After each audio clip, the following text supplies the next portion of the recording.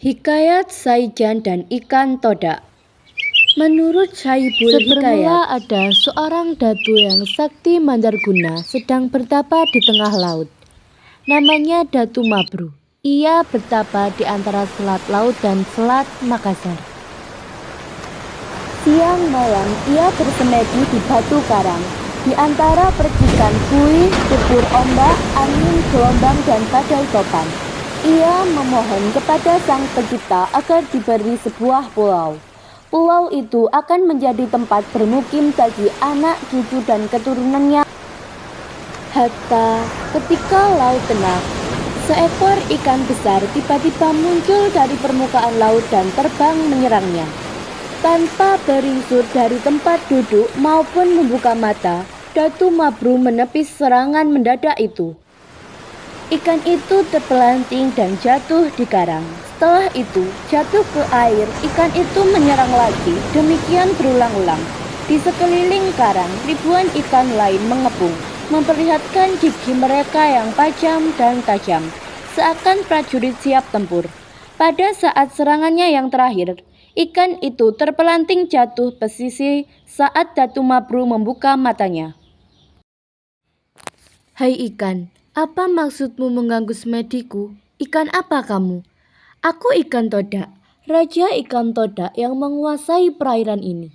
Semedimu membuat lautan bergelora, kami terusik dan aku memutuskan untuk menyerangmu.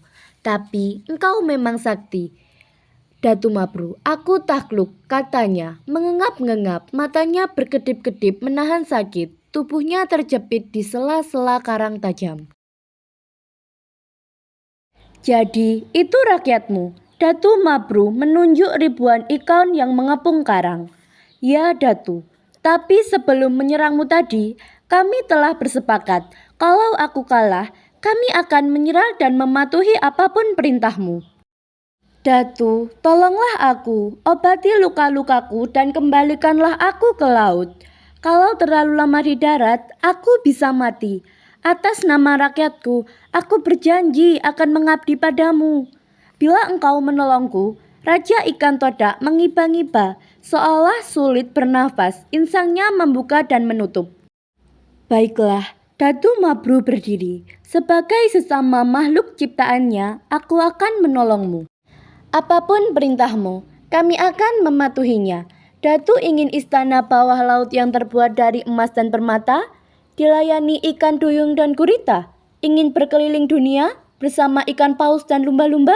Tidak, aku tak punya keinginan pribadi, tapi untuk masa depan anak cucuku nanti.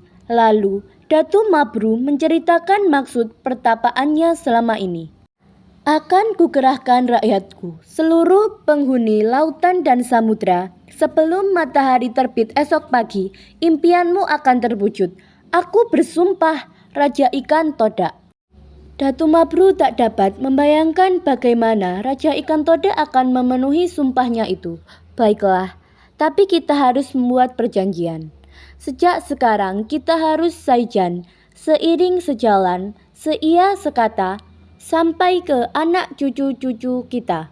Kita harus rakat mufakat, bantu-membantu, bahu-membahu. Setuju? Setuju, Datu, sahut Raja Ikan Todak yang tergolek lemah. Ia sangat membutuhkan air.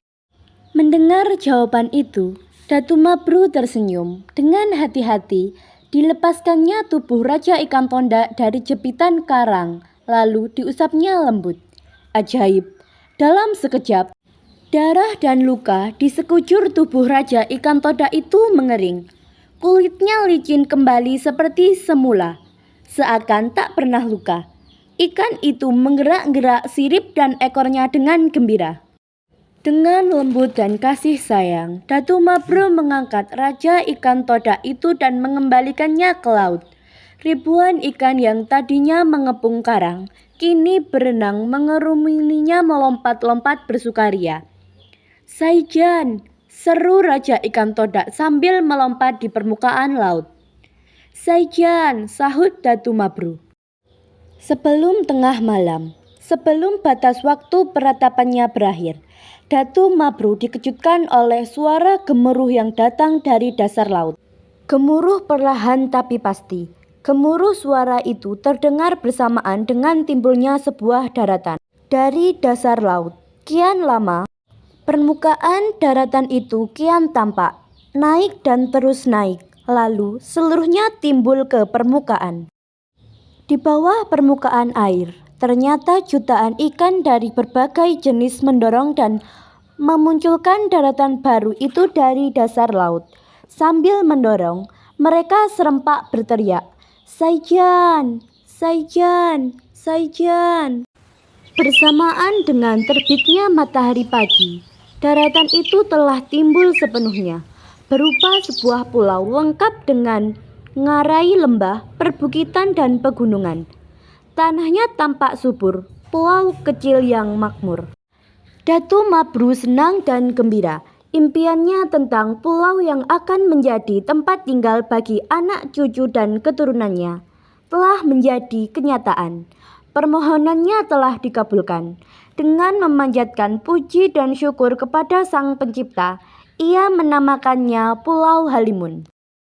Alkisah. Pulau Halimun kemudian disebut Pulau Laut, sebab ia timbul dari dasar laut dan dikelilingi laut. Sebagai hikmahnya, kata Saijan dan ikan todak dijadikan slogan dan lambang pemerintahan Kabupaten Kota Baru.